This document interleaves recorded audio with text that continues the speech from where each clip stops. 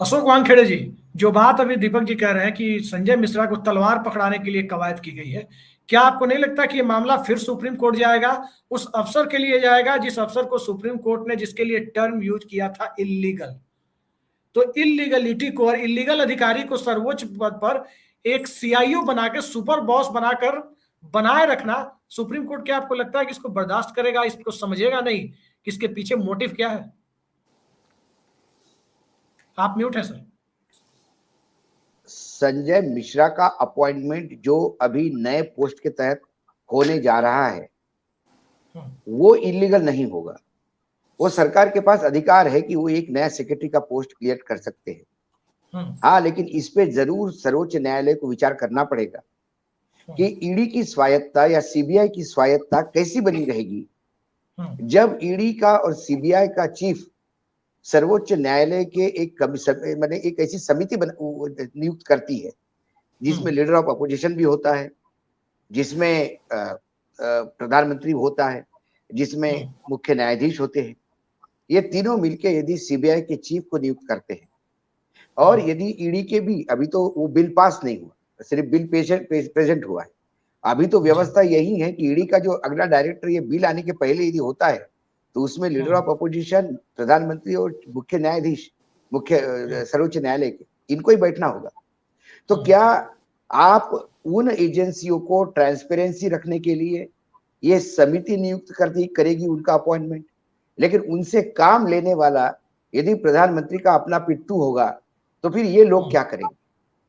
ये लोगों को तो रिपोर्ट उनको करना है और ऑपरेशनल सुपरविजन है, बाकी नहीं है। प्रमोशन, डिमोशन, तनख्वाह बढ़ाना ये काम नहीं है, एडमिनिस्ट्रेटिव काम नहीं है। ऑपरेशनल सुपरविजन ये शब्द है।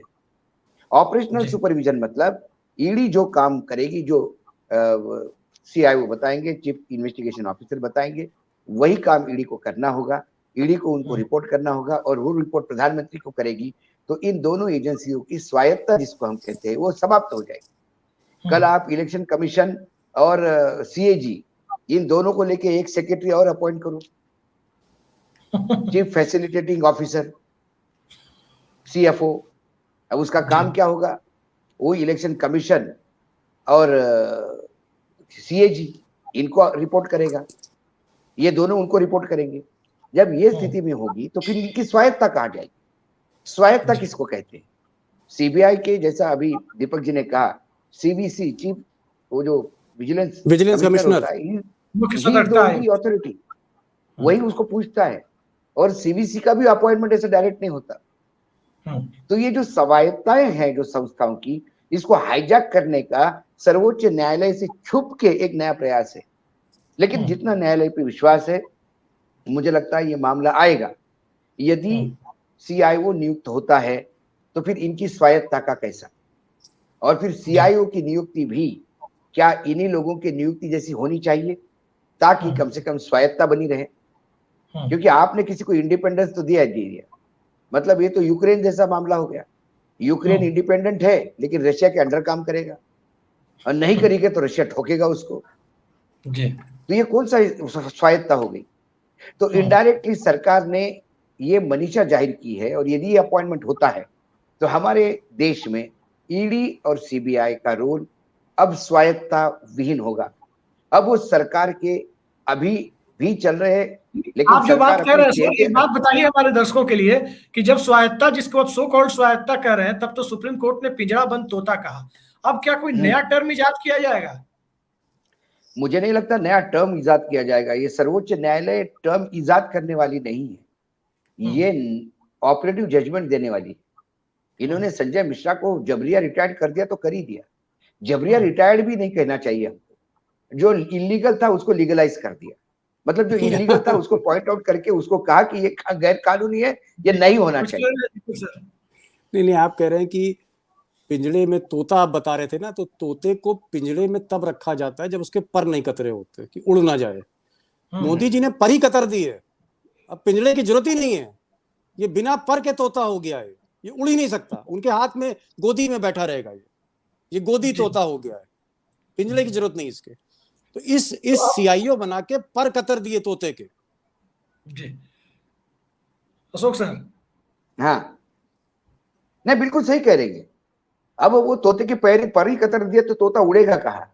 वो तो उसी पे निर्भर है, उन्हीं के हाथ पे बैठ के वही दाना चुगेगा और जो बोलना चाहे वो बोलेगा। तो अब ये लीगली, कानूनन हिज मास्टर्स वॉइस हो गए हैं। पहले हम कहते थे कि अधिकारियों का अपॉइंटमेंट करके ये इसमें घाला करते हैं। सीबीआई के डायरेक्टर की नियुक्ति के टाइम पे भी चीफ जस्टिस ने बाकायदा अस्थाना के नाम पे प्रश्न चिन्ह लगाया, तो अस्थाना नहीं बने जी।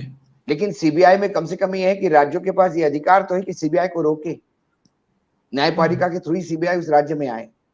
लेकिन ईडी तो खुला सांड है, वो तो जहां भी घुस के सिंग मारने का प्रयास करता है। तो उसको कंट्रोल करने वाली अथॉरिटी यदि सरकार अपने पास रखती है, क्योंकि इसका संरचना बहुत बेहतरीन बताई उन्होंने। ये सेक्रेटरी लेवल का पद होगा, लेकिन ये रिपोर्ट करेगा पीएमओ को। मतलब इनडायरेक्टली सीबीआई और ईडी दोनों पीएमओ को रिपोर्ट करेगी।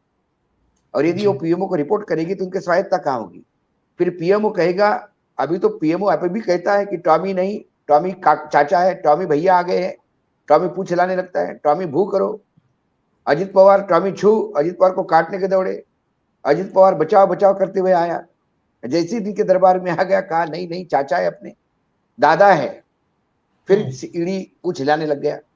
तो ये तमाम बातें जो है, ये देश के लिए, मैं इसलिए कहता हूं कि यदि स्वायत्ता संस्थान सब खत्म हो गई, स्वायत्ता संस्थानों की खत्म हो गई, तो फिर हम तानाशाह की तरफ जा रहे हैं। फिर ये लोकतंत्र के मायने नहीं रहते। लोकतंत्र क्यों होता है? मात्र चुनाव की वजह से लोकतंत्र नहीं होता। लोकतंत्र लोग जीते हैं, लोकतंत्र को लोगों ने महसूस करना होता है।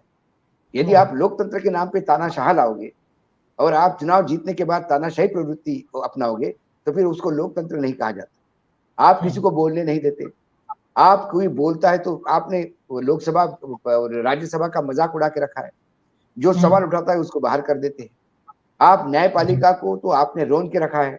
सर्वोच्च न्यायालय ने थोड़ा बहुत तो इज्जत रखी है, लेकिन सर्वोच्च न्यायालय की टिप्पणियां बताती है कि लोअर न्यायालय में क्या चल रहा है, कैसा हाईजैक हुआ है। न्यायपालिका आपने हाईजैक की है, कार्यपालिका को आपने अपने कुत्ते जैसा बांध के रख दिया है, गले में पट्टा डाल के। तो फिर ये स्वयंभू आप ही चला रहे हो। और जो विधायिका है वहां तो कोई आवाज नहीं करता। विधायिका में सारे कव्वाल बैठे हैं, दो गाते हैं और बाकी तालियां बजाते। यदि ऐसा संस्था है तो फिर चुनाव भी क्यों? ये चुनाव का नाटक क्यों? हजारों करोड़ रुपए का खर्चा क्यों? फिर एक तानाशाह को जन्म दिया है भारत ने, तो वो तानाशाह बना रहे और अपना काम करता रहे, अपने हिसाब से करता रहे। फिर क्या गरज है ये अपॉइंट करने की और वो अपॉइंट करने की? ना ईडी नाम की कोई संस्था होगी, ना सीबीआई कोई संस्था होगी, ना चुनाव आयोग होगा, ना कोई सीएजी होगा। बस होगा तो एक ही होगा, पीएमओ। वही चलेगा, वही चलवाएगा। उनके मन की बात सारे देश पे थोपी जाएगी। उन्हें जो अच्छा लगता है वही खाया जाएगा, उन्हें जो अच्छा लगता है वही पहना जाएगा, और उन्हें जो अच्छे लोग लगते हैं वही इस देश में रहेंगे। बाकियों का देश निकाला होगा। क्या हम इस सिस्टम की तरफ जा रहे हैं? क्योंकि सरकार भले ही कुछ कहे, लेकिन सरकार के नुमाइंदे धीरे धीरे संविधान पे प्रश्न उठा रहे हैं। और ये प्रश्न जब बड़े लेवल से उठते हैं तो फिर डर लगता है कि इस देश में संविधान खत्म होने जा रहा है क्या? क्या इस देश में संविधान ही इसलिए आपको खत्म करना है क्योंकि लोकतंत्र में किसी का विश्वास नहीं, या लोकतंत्र के पर्दे के आर आप एक ऐसा तानाशाह पैदा करना चाहते हैं जो इस लोकतंत्र को भस्म कर दे? तो क्या फिर देश की आजादी इसीलिए ली थी, या हमें फिर दूसरी आजादी की लड़ाई लड़नी होगी? ये तमाम सवाल है। ये छोटा प्रश्न नहीं है, ये मात्र एक अपॉइंटमेंट का सवाल नहीं है। ये देश के लोकतंत्र को, आज ही आपने ओपनिंग में कहा कि आज चंद्रयान हमारा चंद्र पे उतरने वाला है। लेकिन जब चंद्र को ग्रहण लगता है तो हम सब हिंदू हैं, हम भगवान की पूजा करते हैं, हम दान देते हैं क्योंकि उस चंद्र से ग्रहण हटे। यदि आज लोकतंत्र को ग्रहण लगने लगा है तो इस लोकतंत्र का ग्रहण कैसा छूटेगा? दान कौन मांगेगा? यदि दान देना है तो लोगों को 2024 के चुनाव में दान देना होगा अपने मतदान का, ताकि कम से कम ये ग्रहण छूटे। क्योंकि ये ग्रहण 2014 से शनि शुरू हुआ है और अब तो हम डायमंड रिंग पे पहुंच गए हैं करीब करीब। ये पूरा चंद्र जो है उसमें लीलम गया है, पूरा लोकतंत्र अब उस ग्रहण के अंडर आ गया है। तो इस राहु से यदि छुटकारा पाना हो तो आपको नहीं, आपको चंद्रयान की बात हो रही थी तो मैंने ग्रहण की बात की। तो अभी जनता को भी सोचना होगा, पत्रकारों को भी सोचना होगा, जो पत्रकारिता में विश्वास रखते हैं उसको इस पे सवाल उठाने होंगे। मुझे यकीन है कि न्यायपालिका चुप रहेगी नहीं, न्यायपालिका जरूर इस पे कॉल लेगी, ऐसा मुझे लगता है।